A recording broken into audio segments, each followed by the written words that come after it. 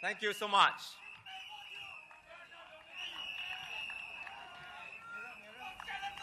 Thank you. Thank you, everyone. Thank you so much. Friends, we don't have much time left. It's only 2 more days before we head to the polls. And after tonight, we only have 1 more rally left tomorrow. So that I'll come straight to the point. I promised at the start of this election that my colleagues and I will not engage in name calling.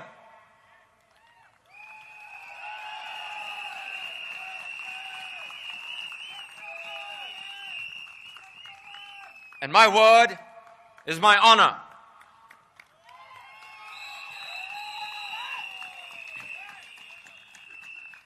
And even though I have been on the receiving end of the PAP's continued personal attacks, and last night the PAP Holland Bukit Timah team continued these attacks, I will not engage in gutter politics.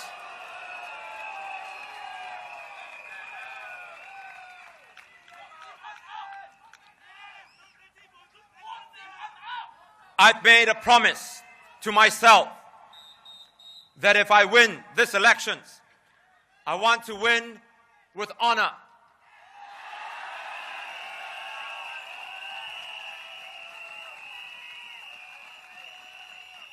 And if I lose, I want to lose with grace and dignity.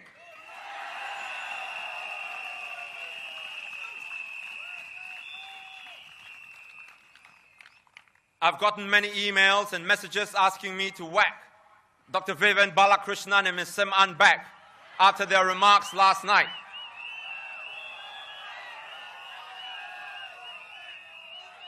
And I've seen many unkind names that some people have called them. Please don't do that. You're calling her names, him names, doesn't just hurt them. It hurts their families and loved ones too, because they're someone's daughter, father, or husband, wife.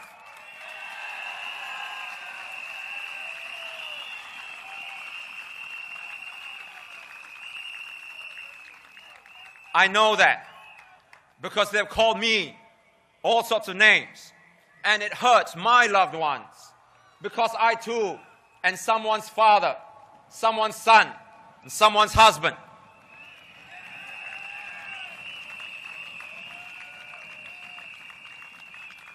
As I said, if you attack the policy, not the person.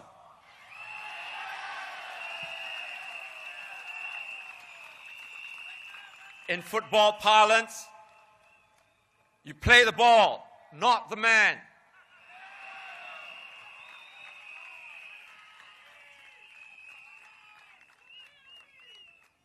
Now let's get back to the real issues. I want to start with the population issue. Now, Ms. Sim An is the director of the National Population and Talent Division, the division that is at the heart of our population policy. Now, we have heard various numbers put forward by the PAP in terms of the optimal population size for Singapore. Mr. Goh Chok Tong says 4 million. Mr. Lee Kuan Yew says between 5.3 to 5.5 million. Mr. Mao Bao Tan says 6.5 million. Mr. Lee Hsien Loong said 6.9 million. And after the big outcry from Singaporeans, he reduced it to 6 million. Then we have heard from the former head of SDP, Dr. Liu Tai Ker. He says 10 million. As director of the National Population and Talent Division, I would like to ask Ms. Sim An the following 3 questions. And if the PAP doesn't want to answer them, I will ask them again in Parliament.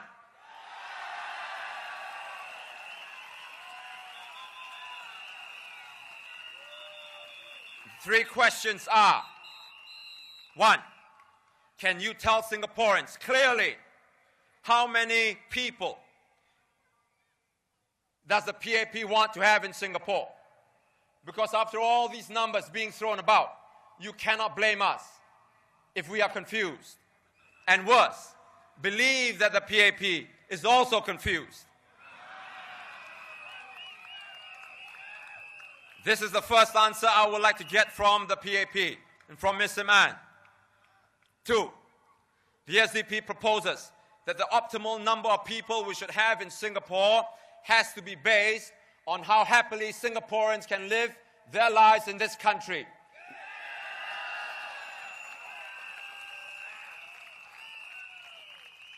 I want to ask her, is this an idea that the PAP will consider?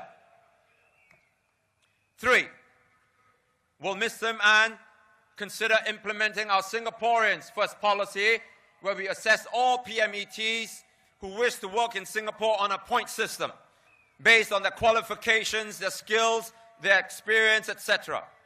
And if they meet the cutoff, then they will be shortlisted into a pool, and Singaporean employers will then be able to hire from this pool, but only after they demonstrate that they cannot find Singaporeans to fill the positions.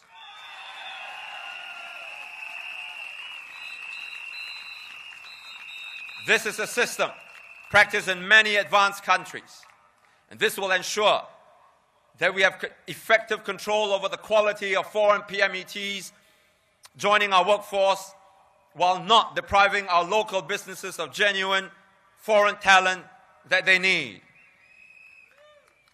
Will you, Mr. Mann, as Director of the National Population and Talent Division, consider these proposals? If you won't, can you tell us your reasons?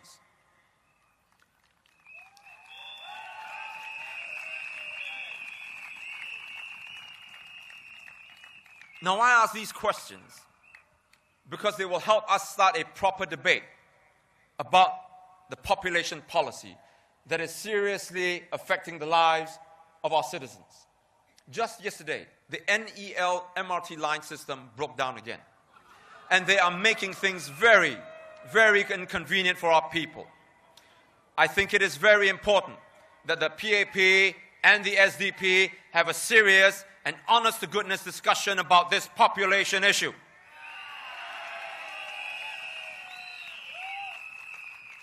I ask these questions because I think it is high time that politics in Singapore graduates into a level where the government and opposition can have a mature debate about issues that affect everybody, about the lives of the people.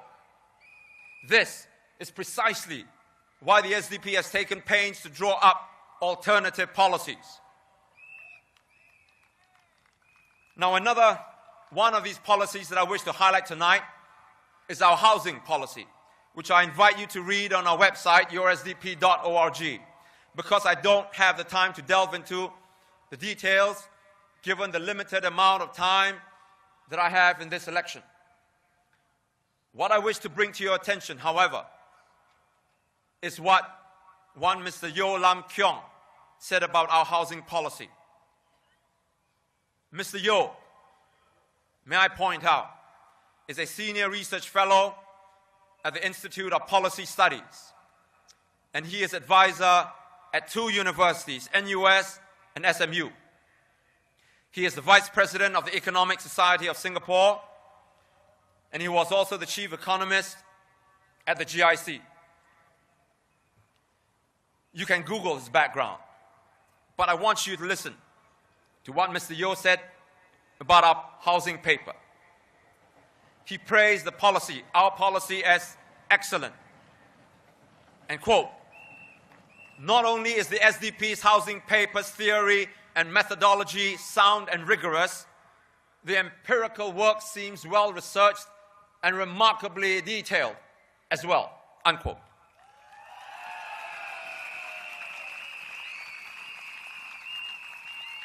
He said that our non-open market proposal is coherently laid out and makes much sense in terms of the objective of potentially giving low-income and middle-class Singaporeans access to affordable, high-quality public housing. He added that the SDP's principle to delink HDB prices from the private cost of land is a fundamentally sound one. He also highlighted the paper's discussion of the causes of asset price inflation and the dangers of an asset bubble in property, commenting that these issues are currently insufficiently tackled and highlighted by policy makers. He said that the paper goes a long way towards achieving its goal of outlining a holistic policy for affordable public housing in Singapore. Quote, considering the authors are approaching a complex, technically arcane area with not much available data, it discusses the main arguments and alternatives cogently, rigorously, and very competently, unquote.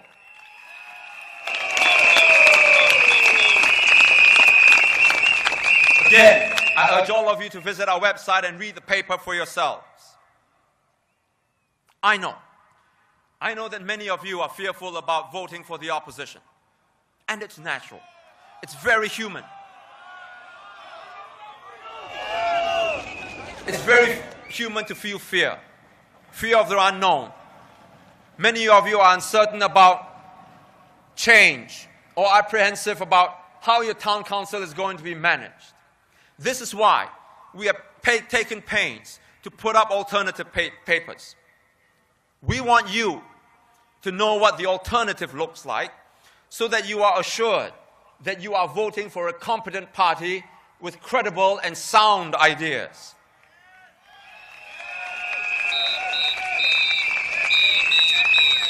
Many observers have credited us with coming up with sound alternative ideas, of conducting the most credible online work, and having the best organized party structure. And we did all this with a tiny budget that we have had to raise ourselves. Friends, imagine what we can do and achieve for you if we had MPs and had the adequate funds to work and serve you.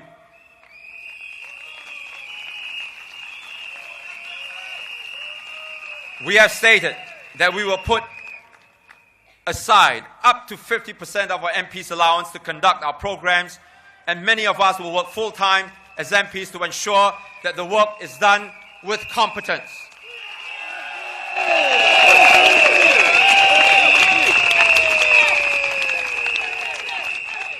Let us not fear the alternative. If you let the PAP lead you to believe that the alternative is dangerous, then you will let it control what you think and how you live your lives. And we're not saying that we change everything overnight. We're not even saying that we have all the answers. We believe that our alternative ideas are good, but we know that they are not perfect. What we're saying is that you need a second opinion in Parliament. You need another voice to examine and debate important issues. You need MPs who will propose alternative ideas and policies.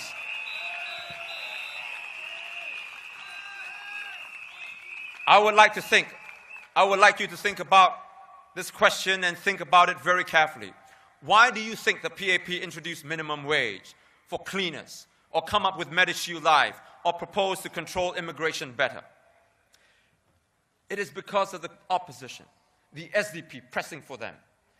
The PAP knows that if it does these things, or at least makes a show of it doing these things, doing something about your happiness, it will suffer at the polls if it doesn't do these things. But these are concessions that are piecemeal, and they can be reversed if the PAP is elected in the numbers like the previous elections. Now is not the time to start voting for the PAP just because it tells you it has introduced MediShield Life, that it has given up Pioneer Generation package and slowed down the immigration of foreigners. The truth is that without SDP MPs, the PAP will not be made to keep to its promises. Now is the time to press on and make sure that SDP MPs are in the next parliament. MPs who will ensure that the PAP reforms its population, CPF, and cost of living policies in your interest.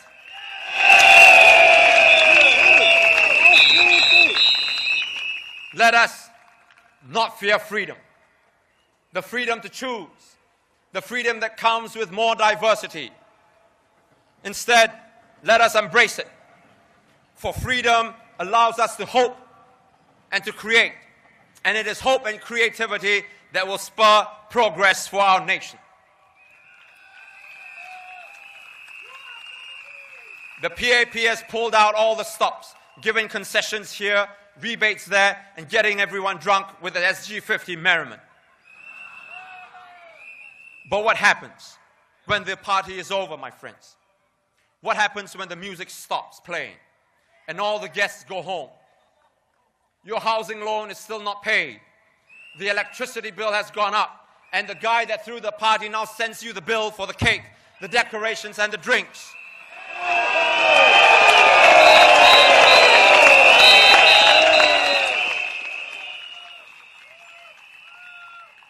Before the elections, the government is very generous. But what you should be worried about is what happens after the elections if there is no opposition in Parliament. How we live in the future as a community, as a nation, will depend on the choices that we make today. The political and economic incentives and disincentives that we build into our system will determine whether we progress or stagnate. Now, you may not, or you may agree with everything that the SDP says and does. But the one thing that you cannot dispute is that the SDP has worked tirelessly to meet your expectations of a competent, constructive, and compassionate party.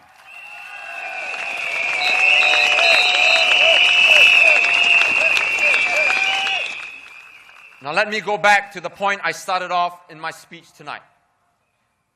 The PAP and the SDP may have different visions for our country, but that doesn't mean we need to be mortal enemies.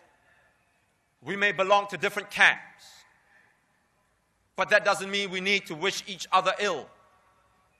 I've always believed that a strong government can only come about if there is a strong opposition. And I believe that you, the people, want to see both.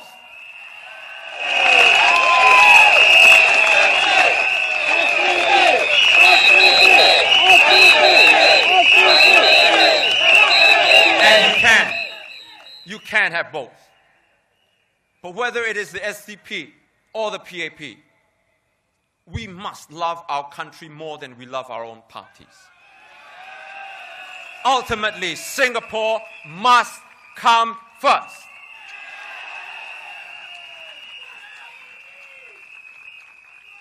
And if Singapore is to come first, then let us discard the politics of old and look ahead to a democratic and bright future. I believe in the same belief, and I continue to work towards the same goal that I did when I started out in politics, which is to claim for ourselves the freedom so that all of us can care for society, for our nation. That was my goal and my dream 25 years ago, and it remains my goal and my dream today.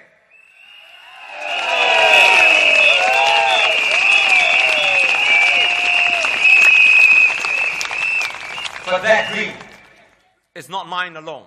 It is shared by all of us here tonight. It is shared by all of us who believe in justice and equality and a better future for all Singaporeans. I cannot do it alone. None of us in the SDP can. Without you, the party doesn't exist. But with you, there is nothing we cannot achieve.